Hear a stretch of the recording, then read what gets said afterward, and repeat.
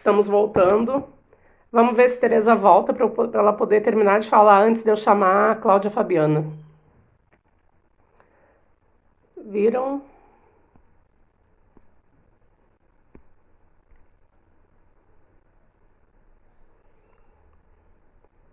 Bem-vindos todos de volta.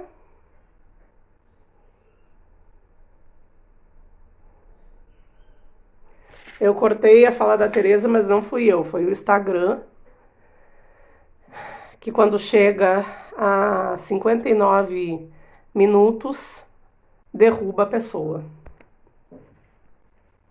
Vamos ver se Tereza volta. Eu vou fazer o seguinte, vamos ver, vou esperar mais um pouquinho. Se ela não voltar, eu chamo Fabiana, a gente começa a conversar com Fabiana e depois volta no final para Tereza. Certo? Vamos ver. Acho que eu vou fazer isso. Aqui.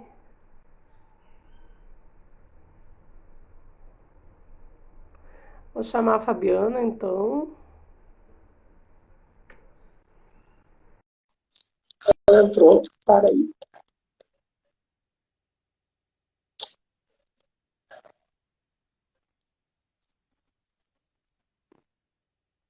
Chamar então Tereza para ver se ela se despede decentemente. Isso, eu vi.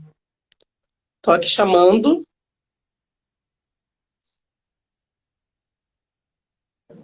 Porque esse Instagram é um mal educado, ele corta as pessoas. Vamos ver se ela consegue atender lá. Oi, Tereza. Eu aprendi, gente, 2 vezes eu consegui. Não, desculpa, tá? A mal educada não fui eu. A mal educada não foi eu, foi o Instagram, tá? Que ele mostra quando faltam 30 segundos, assim. Aí a gente acaba cortando a pessoa. Então eu fiz questão de voltar para tu rapidamente terminar aí a tua fala e aí eu só fecho contigo e chamo Fabiana. Cláudia Mas Fabiana.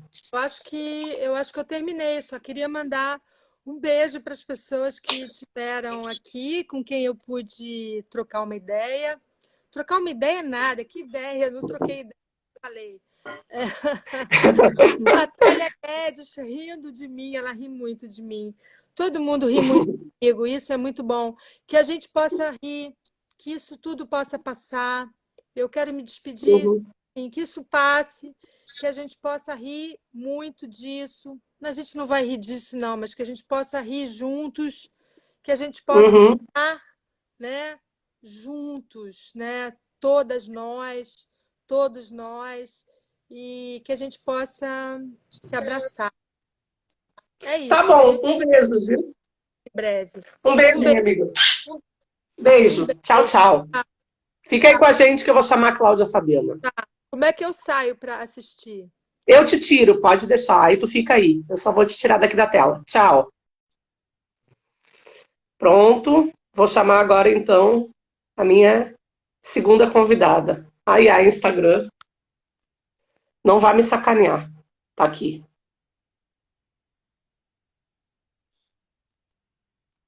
É porque essa hora começa a rolar muita live ao mesmo tempo.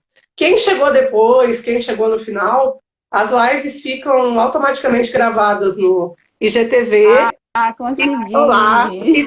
e depois ficam no meu canal no YouTube. Só estou dizendo aqui que as lives ficam automaticamente gravadas no IGTV, para quem chegou depois, e no meu canal YouTube, que é o mesmo nome, Live da Maureen. Bem-vinda, Cláudia Fabiana. Obrigada, Maureen. Obrigada pelo convite. Minha primeira live da vida, neste período das lives, né? Sempre tem uma primeira vez para tudo. Sempre tem, sempre tem. E é estranho, assim, né? Sei lá, tá todo mundo aí, mas ao mesmo tempo eu tô aqui no quarto. A bebê tava dormindo, acordou neste exato momento, começou a chorar. Claro. Entendeu?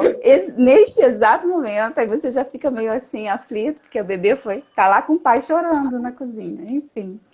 Sim, sim, mas te apresento Mas de vamos novo. conversar. E seja Obrigada, muito obrigada, bem-vinda. Maureen. Obrigada, gente. Via Tereza, né? Eu acho que eu conheci a Maureen agora, via Tereza.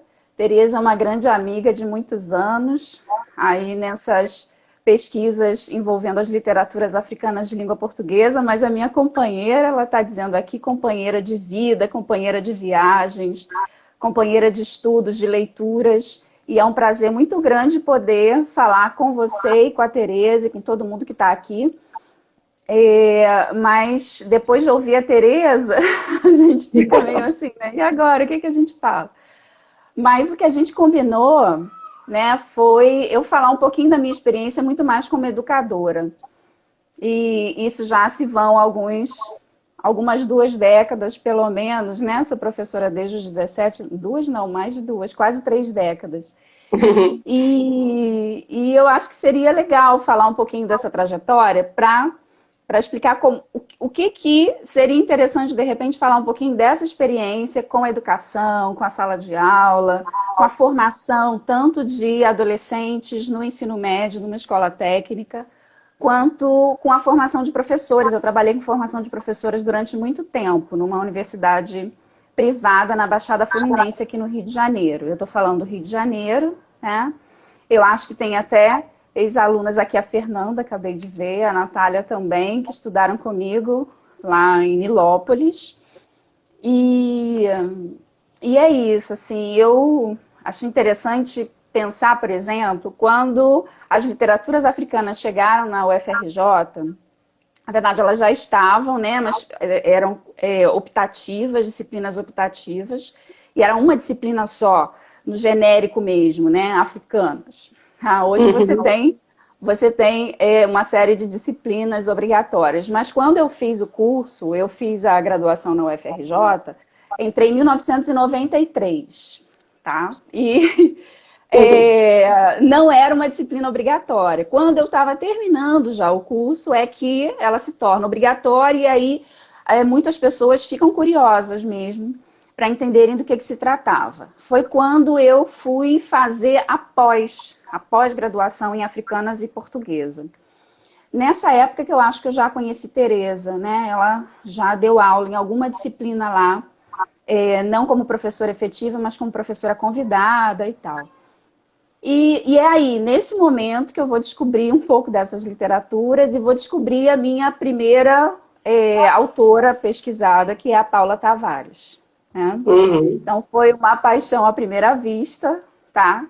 E esse contato com a poesia da Paula vai me levar para um universo que era meu já também e que eu estava precisando descobrir, de ancestralidade, do feminino, do corpo, de uma Angola, né, desconhecida também, assim, porque a gente já precisava conviver com todo o estereótipo em torno do continente africano, essa ideia ainda de se falar de um continente como se fosse um grande bloco, né?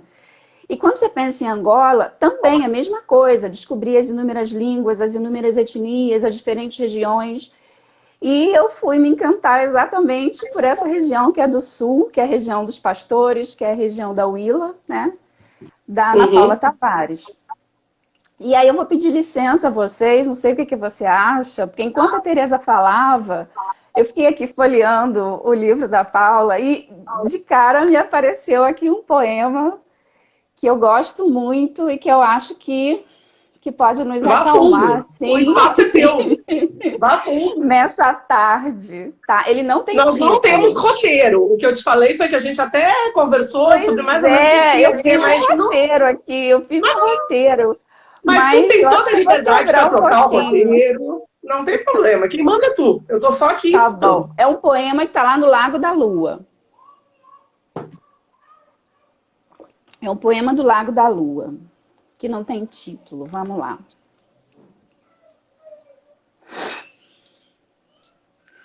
Assim o corpo, sitiado pela sede, ausente de si próprio, quase de pedra, perdido, quieto, à beira da cidade.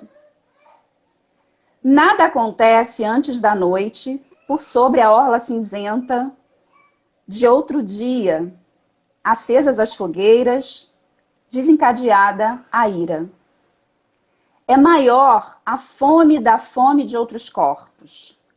É tão grande a sede de outros corpos que se alarga o círculo à volta da cidade, que se alarga o grito à volta da cidade. Um gemido antigo inicia uma noite larga, fêmea de tão sofrida. Há corpos que tilintam, outros envelhecem. Este permanece nu, na mão da cidade. A ninguém é permitido o sono. Na esteira da cidade, sentados frente a frente, 2 homens dão as mãos. Esperam um futuro parto das mulheres. A tribo renascerá de si própria e as crianças soltas nas ruas da cidade. Pouco importa se são crianças de vidro. Não importa se são crianças estilhaço. Tudo está bem quando se pode pôr por ordem as insígnias, a cabaça, a marca do clã na esteira da cidade. Muito legal. E aí, gente? Ai, coração. Caramba, né? Uhum.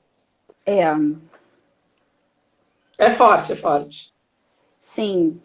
O corpo sitiado pela cidade, ausente de si próprio, né? Quase de pedra. Perdido, quieto, à beira da cidade. Nada acontece antes da noite. E aí pensar nesse tempo da noite, que é o tempo da inspiração, que é o tempo da criatividade, mas que é o tempo também do sofrimento, né? Minha mãe está assistindo, achou lindo. A Taíde também, a Rogéria Taíde também achou lindo, o povo está aqui. Essas imagens da circularidade, de um grito à volta da cidade, essa ideia de um futuro parto das mulheres, né? Mas isso me lembra também muito do que a Luana, não sei se a Luana voltou, porque eu sei que ela estava no da Tereza, né? Ela deve estar voltando, ela também está na tua situação, né? A Luana ontem fez uma publicação no Facebook, né? Eu nem consegui responder ainda, falando quem é essa mãe que cuida de uma criança na quarentena e que é pesquisadora e que é professora, tem que produzir, tem que organizar as atividades, né? E eu me preparei para ficar aqui agora falando com vocês, mas a bebê acordou chorando, eu já fiquei um pouco aflita, mas está lá o pai com ela, já parou, já se acalmou. Então, a gente precisa falar dessas coisas, né? Porque não tem que ser assim, sabe? Eu não tenho que ser aquela que supera dificuldades, né? A pessoa que vence obstáculos e que é super poderosa e vai fazer tudo. Pelo contrário, o que a gente está pedindo... Tu pode ser vulnerável, né? Tu pode ser vulnerável, tu pode ter fraqueza. Exatamente. Tu pode desabar. Chegar um dia, botar pra chorar, gritar e dizer, eu não aguento mais. O que a gente quer é igualdade de direitos, né? O que a gente quer é que esse corpo tenha lugar em todos os espaços, né? E que a academia olhe cada vez mais, acho que começa a olhar um pouco mais ainda, se organiza segundo esse sistema capitalista de produção desenfreada, né? De produção, sem pensar na condição humana, efetivamente, né? Sem pensar nessa... E isso é péssimo, né? O que a gente passa, essa coisa de ter que escrever. Principalmente, por exemplo, pessoas como a Tereza, que eu e tu já vi que é assim, que a gente gosta muito dessa troca, gosta muito dessas parcerias, precisa disso para estabelecer. Sim. Nem sempre tu quer só produção. Às vezes uma reunião, ali, um encontro, essa troca de conhecimentos é mais importante do que a própria escrita. Né? Exatamente. E aí, Mal, eu faço mestrado sobre Paula, depois eu faço doutorado. Quando eu vou para o doutorado, né, eu continuo estudando poesia, mas aí eu coloco o Rui Duarte de Carvalho também, que foi uma outra paixão. E vou estudar um pouco do espaço do deserto a partir da experiência do sagrado. Me interessava muito observar como essa poesia dialogava com os povos, as comunidades do sul de Angola, tá? Uhum. E foi um parto também fazer, né? Foi difícil, mas sempre pensando na produção de um texto que pudesse falar com os meus alunos, sabe? Um texto que pudesse levar essa cultura com uma linguagem acessível para eles, né? Porque muito do que a gente faz, muito do que a academia, de uma forma geral, produz enquanto pesquisa, fica dentro da própria academia. Então, sempre me angustiou como é que isso vai para o mundo, como é que isso chega, né, ao conhecimento de outras pessoas, dos estudantes especialmente. Como é que esses estudantes estão se formando, se eles estão lendo esses autores e outros autores africanos, e autores brasileiros, afro-brasileiros, né? Então, como eu disse, eu fiz a minha graduação em 93, né? Desde então, eu já dava aulas para educação infantil. Estamos em 2020, é só fazer um pouquinho aí as contas. E nesse período todo, o que eu vejo é que mudou pouco, sabe? Mudou muito pouco esse processo de produção de conhecimento, pesquisa, e como é que isso chega nas escolas, como é que isso chega de acesso ao grande público, tá? Para você ter uma ideia, Tereza estava falando aí um pouco dessa coisa dos concursos para entrada no mestrado, doutorado. Você falou também, né, que às vezes você faz uma pesquisa que não é a sua para entrar eu tive que fazer isso, eu falei espaço. que isso foi a minha experiência. Num desses processos, eu tive que fazer uma pesquisa que não era minha para entrar. Depois que eu entrei, que eu fui e vi outras pessoas. Mas isso é muito doido, isso não devia ser. Não devia ser assim. Então, uma experiência minha também, eu participei de um concurso, e aí lá no momento da entrevista, eu tinha que apresentar um pré-projeto, né? E o meu pré-projeto também, a ideia era continuar investigando a poesia angolana, mas com um recorte para a educação, tá? E aí eu ouvi de uma das pessoas da banca o seguinte: mas esse projeto não tem que ser para cá, era para letras, né?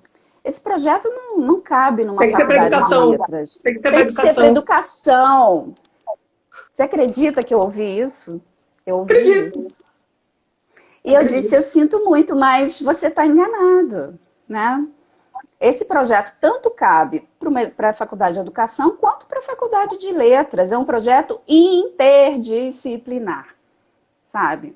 Então, nós estamos ainda muito presos aos modelos de ensino também, que colocam o conhecimento...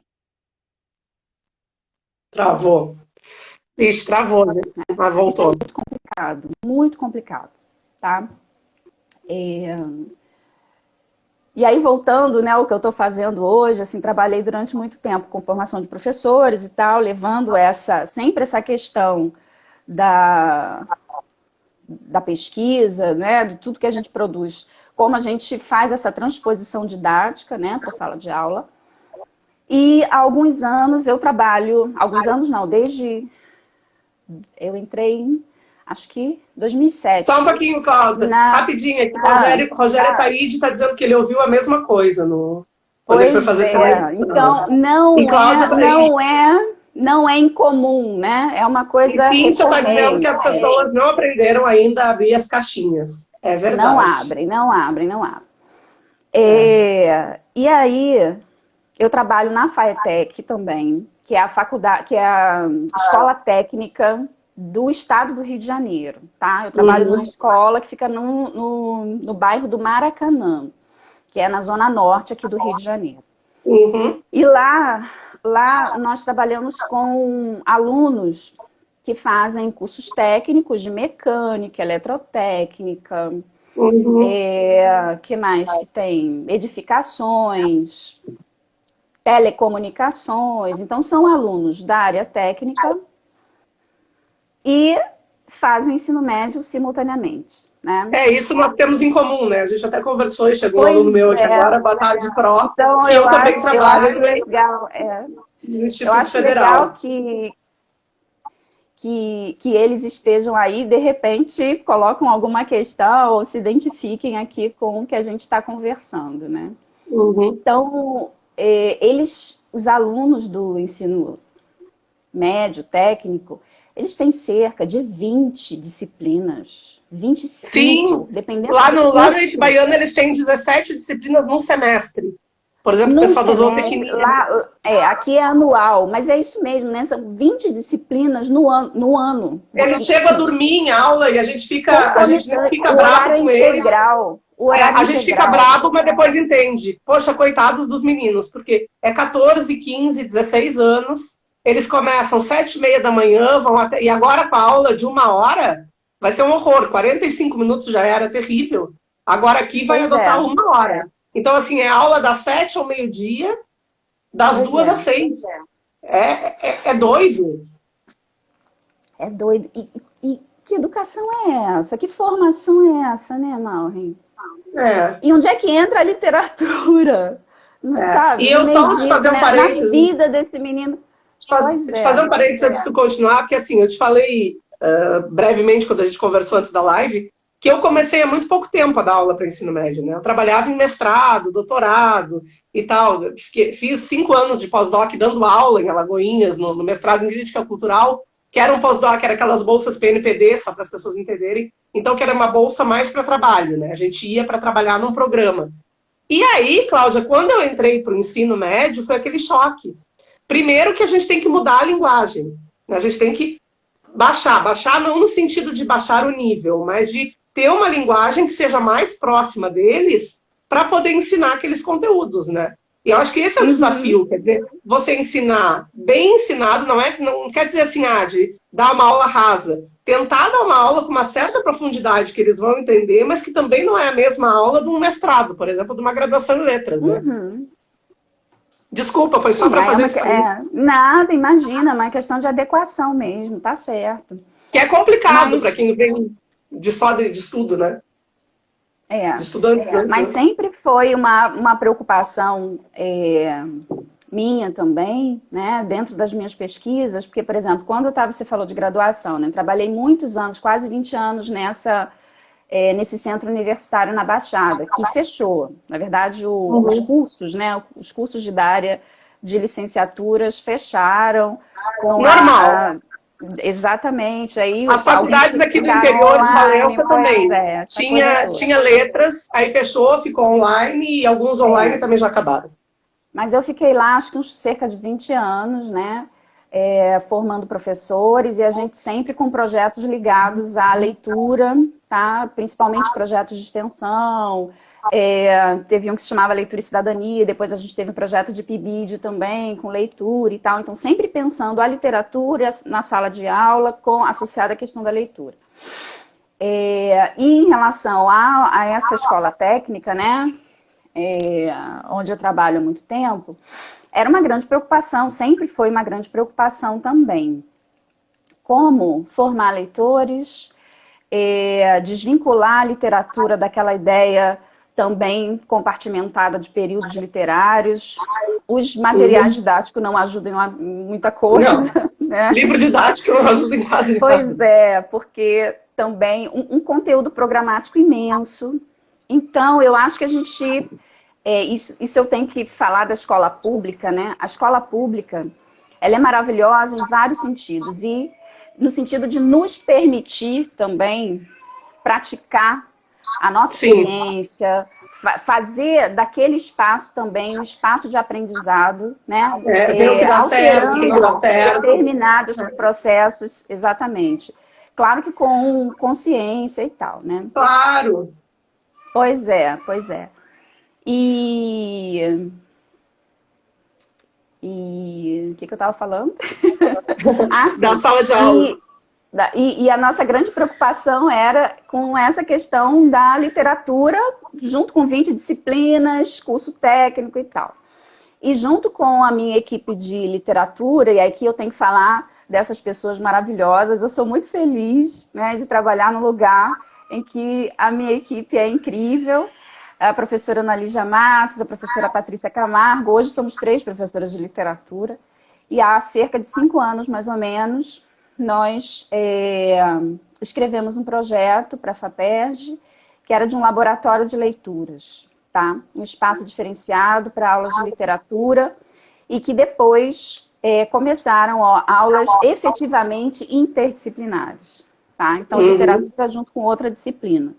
Então, hoje, né, depois, já esse é o 3º ano em que essas aulas acontecem de maneira interdisciplinar. Então, esse ano, nós estávamos, antes até da quarentena, né, começar, nós estávamos com 8 turmas regulares, com aulas de literatura em concomitante com filosofia, assim, aí tem lá uma turma que é literatura e sociologia, literatura e filosofia, literatura e geografia, literatura e história.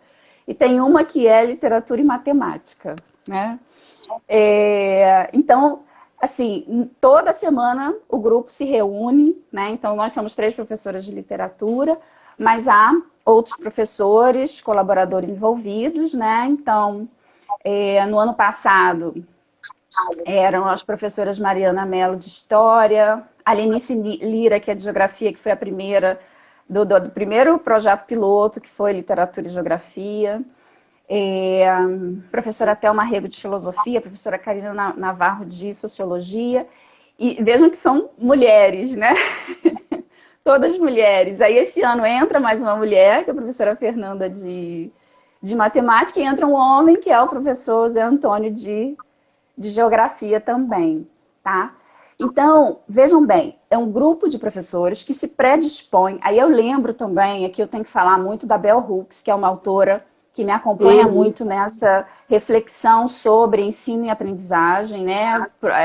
Principalmente o Ensinando a Transgredir, que ela dialoga muito com Paulo Freire, né? Essa questão dos diálogos, né? Então, o primeiro passo é você estar predisposto a fazer uma coisa como essa, tá? E a gente se reúne toda semana para falar como a gente vai montar as aulas, sabe? Que autores, qual é a metodologia, e é de fato um laboratório de experiências, né? Isso é genial, é genial. De repensar essa educação dentro desse modelo de uma produção desenfreada, sem reflexão, né? Que se desvincula completamente da realidade daqueles meninos, né? Então, é muito interessante ver que uma turma que começou assim no ano passado, quando chega esse ano, a maturidade deles em relação à leitura é uma coisa impressionante, impressionante mesmo, tá? Não, e a gente pega, às vezes, né, Cláudia, alunos, pelo menos lá no IFE, o primeiro dia de aula que eu fui dar para eles, porque eu ainda entrei no meio. Eu entrei para substituir, então, assim, no meio do semestre, aquela coisa, tu chega de paraquedas, né? Cai de paraquedas ali e falei, bom, sou eu. E aí perguntei para eles, vocês gostam de ler? A maioria, não. Alguns gostam. E aí tu vai fazendo um trabalho, tu vai trazendo vídeos, tu vai trazendo músicas, tu vai fazendo outras que no final do ano, poxa, eu passei a gostar de ler. Eu falei, que bom. Se eu deixo uma sementinha dessa em 2, 3, eu já estou muito feliz. Eu já fiz meu trabalho. Digo, meu trabalho valeu. Tem uma atividade que a gente faz lá uma vez por ano, que é uma ocupação cultural, né? Aí nós trazemos poetas e tal, né? E o espaço é ocupado, assim, fica lotado. Nós tiramos as mesas, as cadeiras, né? O espaço fica lotado porque eles estão ansiosos. É sempre uma terça-feira, e aquela terça-feira é esperada pelo ano inteiro, né? Então, por exemplo, esteve lá a Conceição Evaristo na inauguração do nosso laboratório. Ela é nossa madrinha, né? O nome do laboratório é Laboratório de Leituras Conceição Evaristo. Ela está sempre presente. Tem na sala tem um mural gigante, assim, com uma imagem dela, com uma fotografia dela. Então, ela esteve lá na primeira ocupação cultural, e depois outros autores, enfim. E a gente está sempre discutindo essa questão do multiculturalismo, das diferentes leituras, né? Ano passado esteve lá como é o nome dela? Raoni Kauá, que é uma mulher indígena maravilhosa, contando histórias, né? Então, apresentando um pouco também da literatura oral indígena. Sim. A gente tem aqui em Valença, Cláudia, um projeto que tem esse nome, Ocupação Cultural. Ele acontece já há 11 anos, né? O meu marido, junto com outro menino que é Adriano Pereira, que é o grande pensador disso, eles iniciaram isso há 11 anos atrás. Ele acontece no Centro de Cultura e é justamente assim, trazendo poetas da cidade ou não. Tem música, tem literatura, tem escultura e reúne as pessoas. Quando se consegue, se leva escolas. O ano passado, a gente teve aquela Olimpíada da Língua Portuguesa, que foi documentário. E teve um grupo de uma turma minha que se destacou, que fez um documentário muito interessante, e eles vieram aqui apresentar nessa ocupação. E aí foram lá para frente falar. E aí disseram muito assim, legal. Não, porque com a professora Maureen eu descobri que eu quero ser cineasta. Eu falei, pronto, minha vida tá ganha, entendeu? Maureen, eu fiz alguma coisa de bom. Eu posso sair um segundo que eu vou pegá-la. Ela não para de chorar. Só um minutinho. Pode. Tá bom, gente? Vai, não tem problemas. Ela já volta, gente. Se quiserem deixar alguma questão aí. Bem-vindo, Juninho, primo. As meninas aí que são mães sabem que é assim mesmo, né? E aí a gente aguarda Cláudia voltar. Fiquemos aqui. A nossa live sempre tem participações de crianças aqui. Eu não gosto de mamar. Pronto, chegou. Eu não gosto de mamar. Tá bom. Não se preocupe, porque aqui sempre tem participação de crianças, tá? A Flora já participou aqui também. É bem tranquilo. Não, ela não para, eu fico nervosa. Não, tranquilo, Bom, deixa ela mamar. Deixa ela aqui, deixa ela aqui, deixa ela aqui. Pronto. Mas voltando a isso, esses Mas projetos voltando, pois é. Gente, e aí são muitos textos, muitas leituras, muitos autores que entram nesse laboratório, né? O espaço é um espaço diferenciado, então a gente não tem aquele modelo de carteiras alinhadas umas atrás das outras, tá? A gente tem uma grande mesa, né? No comprido, né? Fugiu a palavra. E as cadeiras ao redor. Então, é uma grande conversa, sabe? A gente tem um texto ali para ler juntos, para conversar. E eles vão falar das experiências deles também, como uma troca daquilo que está chegando, sabe? Então, voltando até o nosso tema das escritas do corpo feminino, é muito interessante que os autores vão chegando, muitas vezes sem a gente perceber. Por exemplo, ano passado teve uma turma, que essa turma era só minha, não era uma turma em conjunto com outro professor, não. Porque tem isso também, são 8 turmas regulares, Maureen, mas as outras turmas da escola entram também no projeto, porque tudo que a gente faz lá, a gente leva para as outras turmas, né? Sim. Mas aí essa turma, que era só minha, né? Quando eu percebi, a gente já estava no segundo semestre, mais da metade do ano, e a gente só tinha lido mulheres. Foi muito interessante. Um dos alunos chegou e falou assim, professora, a senhora já reparou que a gente só leu mulher até agora? Eu falei, é mesmo, eu não tinha reparado. E eu não tinha reparado. É automático, né? A gente leva as nossas experiências e as nossas pesquisas para Porque a gente trabalha assim, a gente tem um eixo temático no ano. Então, por exemplo, primeiro ano, o eixo temático é a identidade, o tema da identidade. Então, os textos são escolhidos para a gente discutir esse tema, tá? E depois, nós vamos apresentando determinados conceitos, literários ou não literários, né, dependendo da demanda, tá? Então, nessa turma a gente começou, por exemplo, com Marina Colasanti. Depois lemos um texto da Lígia Fagundes, que foi muito legal, Venha Ver o Pôr do Sol, que é um texto conhecido, Marina Colasanti, né? Não foi Ana Z, né? Foi Ana Z que vocês leram? Não, foi... Eu sei, mas não devia. Ah, porque eu li com os meninos Ana Z, Como Vai Você? Que é bem... Tem aquela coisa do real, mas do maravilhoso. Sim. E tal. Aí foi bem bacana. Né? Depois, quando a gente entrou em poesia... Não, lemos a Lígia Fagundes, porque cada texto, nós ficamos com ele cerca de 2 aulas, às vezes 3, dependendo do que ele traz pra gente, né? Sim. E aí, depois, quando nós entramos em poesia... Nós fizemos uma oficina de poesia e tal, e eles pegam os livros que querem. Lá nesse laboratório a gente tem lá uma estante com livros, que também é uma coisa que a gente está montando, diferente da biblioteca. O espaço da biblioteca ainda continua com aquele modelo de uma biblioteca fechada, enfim, que eles não têm acesso. É uma outra questão complicada que eu vejo. Os livros existem para serem usados, né? Para serem lidos, sabe? Então, eu não entendo por que uma biblioteca fica fechada, né? Sem esse acesso facilitado do aluno. Eu acho que isso é um comportamento até meio eurocêntrico, digamos assim. Eu te digo porque eu estudei em Coimbra, e eu me lembro que quando eu estudei lá, a biblioteca, os livros eram todos fechados, a chave, numa grade. Então, para tu pedir um livro, também, é surreal. Para tu pedir um livro, tu tinha que pedir 15 dias antes. Os livros tu tinha que pedir 15 dias antes. Ia na biblioteca, 15 dias antes tu encomendava, aí eles desciam como se fosse, como na Biblioteca Nacional, como se viesse num elevador, eles desciam aquele livro, e aí te emprestavam, e tu pensa, poxa, mas depois parece que na Biblioteca Central isso mudou lá, que eles, depois de muitos anos, se modernizaram. Mas mesmo assim, nos departamentos, os armários, assim, tu passa pelos corredores da Universidade de Coimbra, os armários tudo trancados, é surreal. Cursos de letras. Mas então, aí voltando a essa turma, né? E aí, uma das alunas pegou um livro da Maria Rezende, não sei se vocês conhecem. Sei, Maria Valéria Rezende.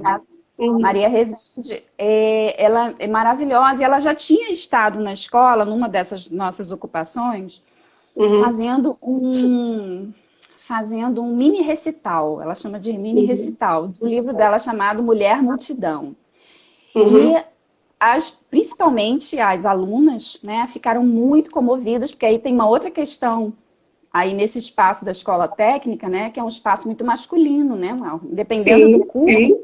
Tem turma, tem uma menina, né, ou tem turma em que as meninas se sentem tão oprimidas, né, que curso de mecânica, você tem uma turma com 2 meninas, e essas, às vezes, se sentem tão constrangidas com o andamento da história, que elas saem, né? Que elas desistem, tá? Ou mudam de curso, ou vão para outro curso, sabe? Então, levar essas autoras, né? Discutir esse lugar do corpo feminino, dessas narrativas também nessa sala de aula, é muito importante para o posicionamento delas ali, naquele espaço, entendeu? E aí, depois desse mini recital da Maria Rezende, né? Uma aluna que mudou, tá vendo? Essa foi uma que saiu do ano passado para cá, esse ano ela não renovou a matrícula. Ela foi fazer outro curso em outro lugar. A Elisama, muito, muito querida essa aluna. Mas aí ela encontrou um poema lá da Maria Rezende, que não tem título também. Mas é um poema que traz muita intertextualidade, porque fala de Romeu e Julieta, fala de Tristão e Isolda, de Riobaldo e de Adorim, né? E aí ela disse, professora, eu gostei muito, mas eu não entendi várias coisas. Então, vocês vejam, nós ficamos depois mais 3 semanas só com esse poema da Maria Rezende. Que eu não sei. Aí entraram Guimarães Rosa, entraram os outros mitos, Guimarães Rosa e tal. Então, é muito interessante o projeto, porque ele é dinâmico. As aulas são dinâmicas, né? Os alunos de vocês, Cláudia, eles vêm dessas necessidades. Eles vêm de onde? Quais são os bairros do Rio que vêm os alunos de vocês? Todos os lugares que você pode imaginar do Rio de Janeiro. Da Baixada Fluminense. Eu estou te perguntando isso porque, por exemplo, lá no Instituto Federal, muitos alunos nossos, eles vêm da zona rural. E eles vêm de um ensino, um ensino público que foi muito carente em quase tudo. Então, a gente tem muita evasão, porque, de repente, eles darem conta de 17 disciplinas, com 17 professores, exigindo deles o que eles muitas vezes não têm base para ter, eles começam a se tornar alunos que respondem para professor, alunos revoltados, aí tu chama mãe e pai, mas ele nunca foi assim. Ela sempre foi a melhor aluna na outra escola. Só que ela tirava 10 em português na outra escola e ela chega no Instituto Federal e tira 2 numa prova. Ou numa prova que vale 3, ela tira meio. Então, isso aí eu te perguntei, porque eu acho que esse é um fator também, né, importante, que leva à evasão. Essa dificuldade que eles têm para a leitura, daqui a pouco vai levar, e essa dificuldade vem de onde eles vêm, do ensino que eles tiveram, né?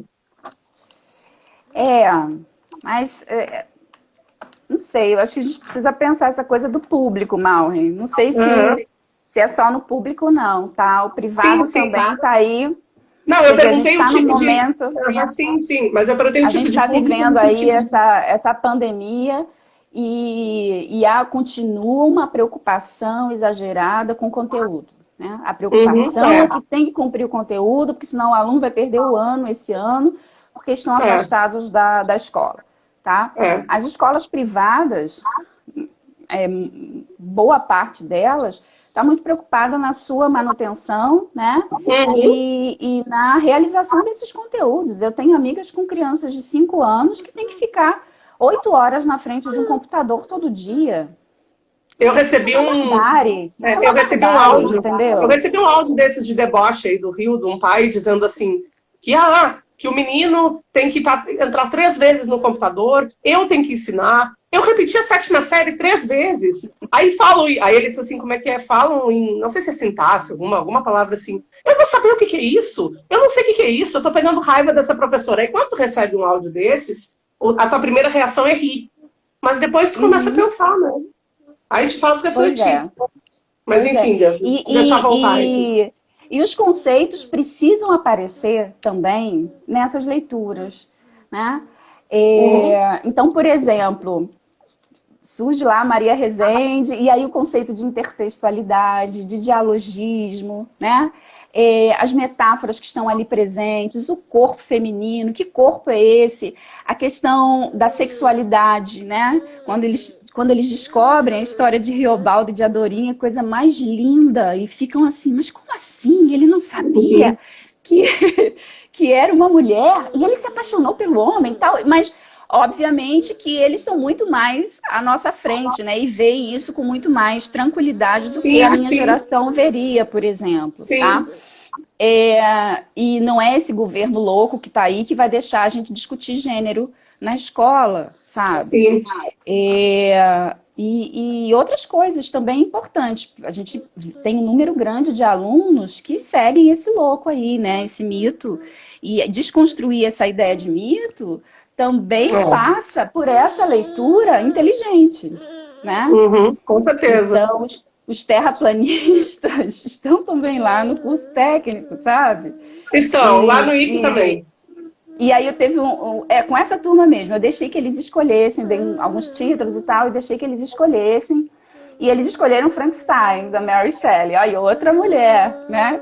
E eles adoram, obviamente, adolescente adora ficção científica, né? E foi um trabalho que eu fiz em separado do laboratório em si, mas com o professor de biologia, num outro projeto interdisciplinar. Eles leram o livro, nós falamos das questões ligadas aos elementos da narrativa, a construção do narrador, né? A questão da identidade ali presente e tal. Fizemos uma leitura comparada com uma das versões cinematográficas, que foi muito legal. E depois entra o professor de biologia para discutir as características do pensamento científico. Foi uma aula Imagino. maravilhosa, sabe? É aula dos sonhos. É aula dos sonhos da gente. Sonhos, exatamente. E aí ele vai falar do darwinismo, né? E aí surgem perguntas incríveis, exatamente de desmistificação dessa construção de um mito, né? De um mito como se fosse verdade, entendeu? E a partir daí a gente vai estudar conceitos como evolucionismo, darwinismo social, eugenia. A partir dali, nós lemos trechos da Ana Maria Gonçalves, ou do próprio Curtiço, do Luiz Azevedo, as personagens femininas que aparecem ali. Então, é deixar também que a leitura nos leve para esses lugares de reflexão, entendeu? Então, eu vou fechar a minha fala, eu acho que com isso, assim, porque já falei 40 minutos, 45. Falar das escritas do corpo feminino na sala de aula é ler junto com os alunos essas escritas, junto com eles, entendendo as necessidades deles também, né? E levando muitos desses conceitos que precisam ser discutidos, principalmente nesse tempo que a gente está vivendo, né? Sim. Deixa eu ler aqui uns... uns comentários para ti. Elizabeth obrigada. Nascimento. E até Elizabeth Nascimento, na outra, quando eu estava com Tereza, o povo levantou aqui uma hashtag, né, para eu fazer a live com ela, ela aceitou. Ela disse, parabéns pelo seu protagonismo no laboratório para a formação do leitor, o que é tão importante quanto as escritas, principalmente para as escritas do corpo feminino. E Cíntia está falando da experiência dela, né, como substituta da FATEC São Cristóvão no curso de dança, e que no espetáculo final eles apresentaram o Niquete, de Paulina Chiziane. Niquete, né? Que maravilha! Que ela tem lembranças maravilhosas dessa escola. Eu não sei se alguém tem aqui alguma questão, né? Vamos ver se tem mais algum comentário para eu ler para ti. Aqui, vamos procurar. Não. Eu vou ver se alguém tem uma pergunta antes da gente encerrar. Tá? Vou ver aqui.